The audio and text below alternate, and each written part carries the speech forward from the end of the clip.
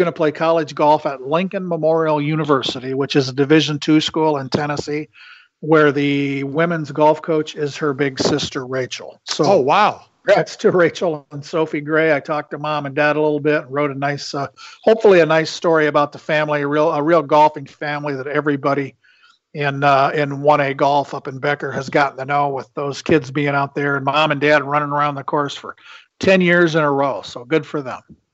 All right. Why don't we take a trip now to Jordan?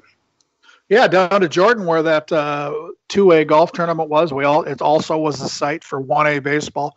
They had a tremendous year of multi-sport athletes, especially the boys in Jordan. They had, I think, 7 boys who each went to state in 3 different sports. Most of them, I think all of them probably played football. Then you had a bunch of basketball players, I think a wrestler or 2.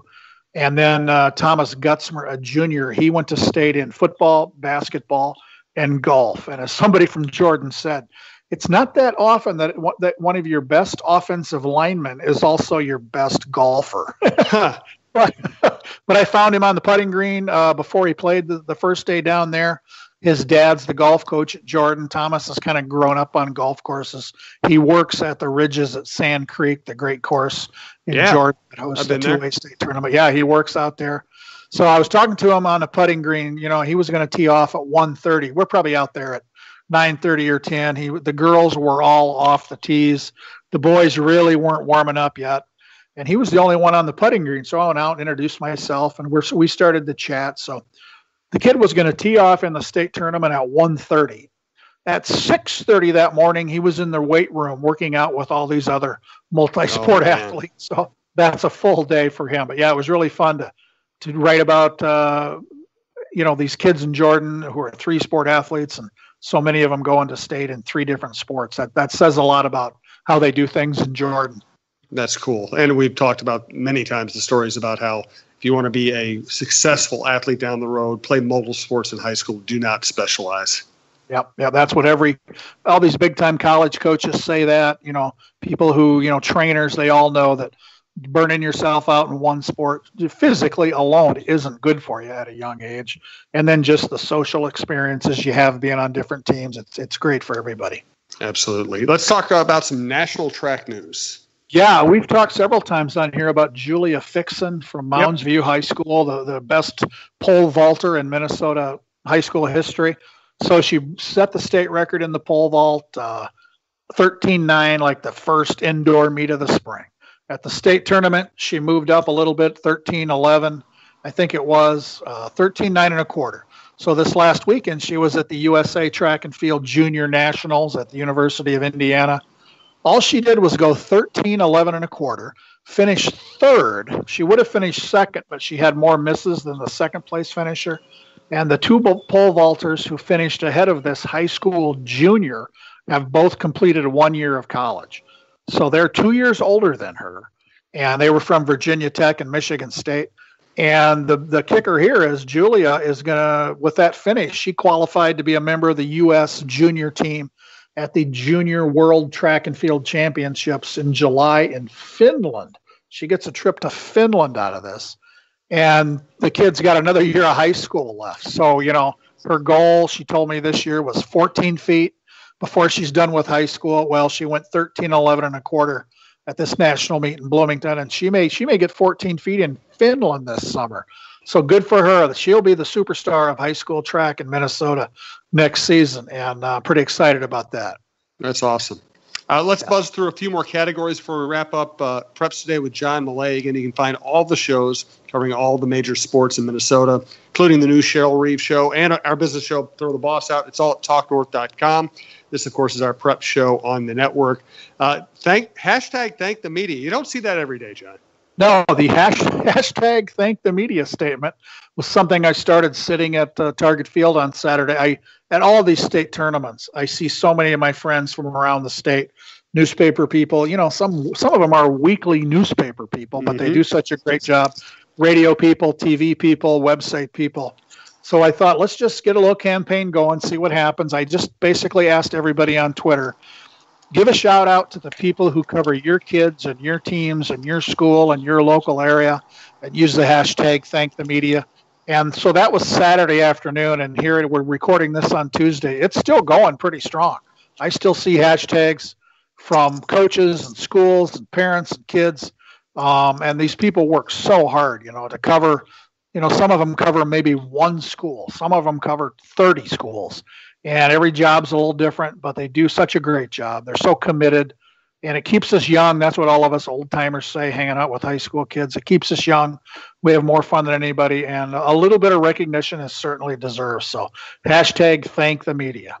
And what we're saying is, especially the smaller papers, the people who grind covering high school sports, telling you stories you wouldn't hear about otherwise. I think that's really cool. By the way, thanks also to our producer, Brandon Morton, produces this show and all the shows across the network. Norman County West. What's the story? Yep. I bet you've never heard of Norman County West. I have not. The name of some character actor or something. Norman County West. No, Norman County West. I wrote about the final athlete who will ever compete for Norman County West. That's a tiny high school in northwest Minnesota in the town of Halstead. I think their enrollment in the high school this year was 67 students. And at the end of the school year, the decision had been made. The school is closing for good. So they will no longer have a high school in Halstead. And for the past year, they have been co-oping in every sport except boys basketball with Ada Borup, which is not too far away, 14 miles away or something. So I was trying to find a way to kind of chronicle the closing of a school. I tried to get up there for some spring sporting events this year. I talked to some people up there. The trip never worked out, but I was at the state track meet.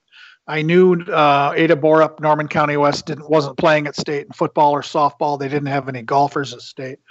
So I texted Kelly Anderson. She's the athletic director at Ada Borup, someone I've known a long time. She used to be the only female coach of a boys basketball team in Minnesota.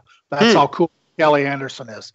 But she texted me back. She said, yeah, John, we had one kid who's a student at Norman County West who ran on a relay with 3 kids from Ada Borup at the state track meet.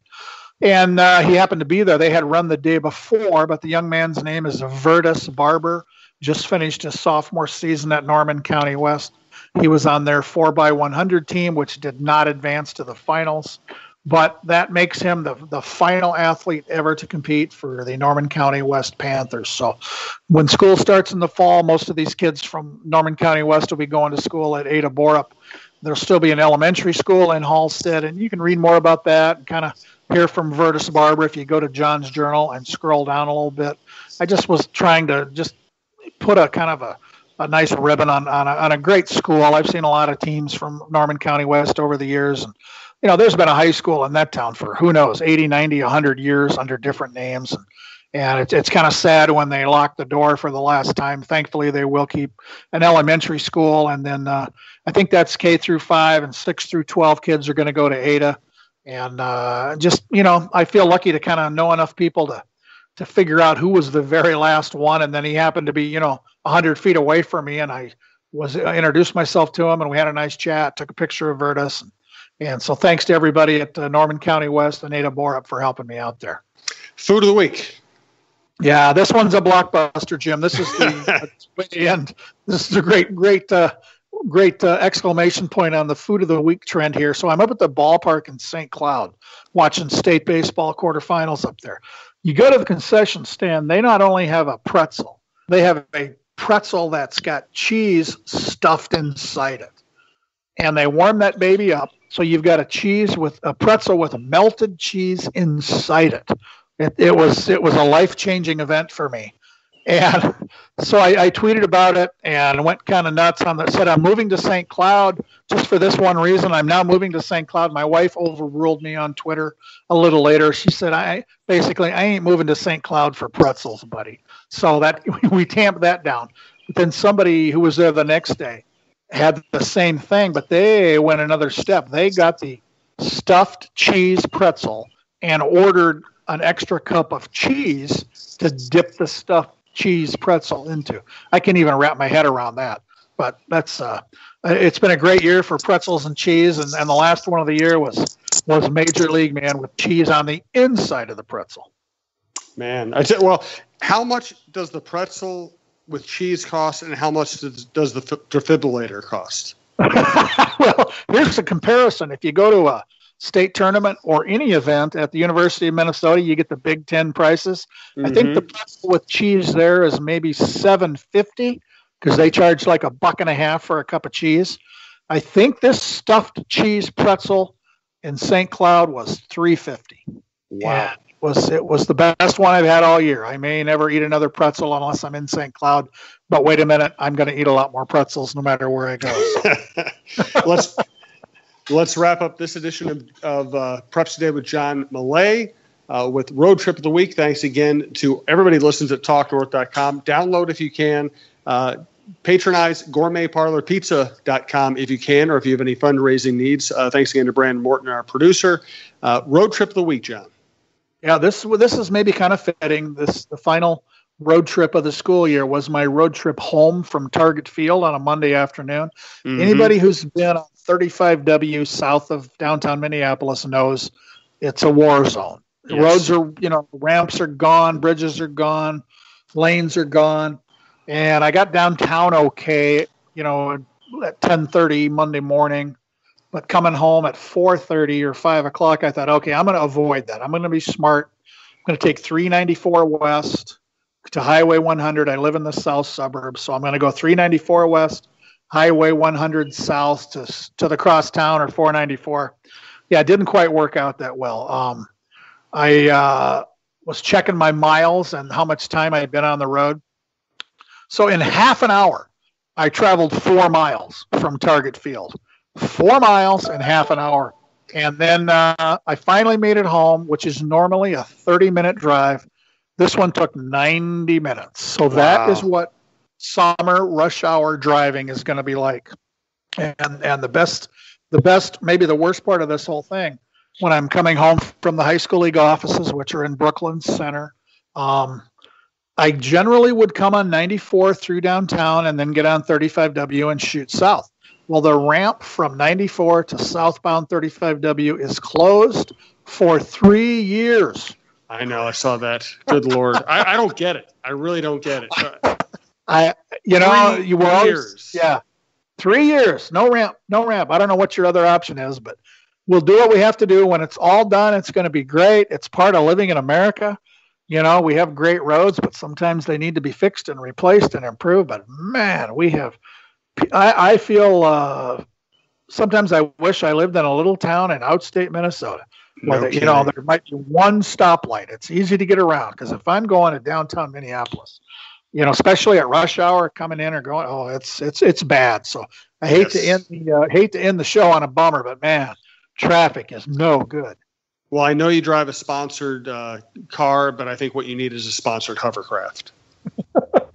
That's been suggested. Somebody said maybe Lockheed Martin can sponsor John's Journal and come up with an aircraft and a pilot. That wouldn't be the worst thing. Let's go for it. They can sponsor this podcast, too. We'll take some defense contract money. There you go. Yeah, there's some dough there. All right. Great stuff, John. We appreciate it. Thanks to Brandon. We'll talk to you soon.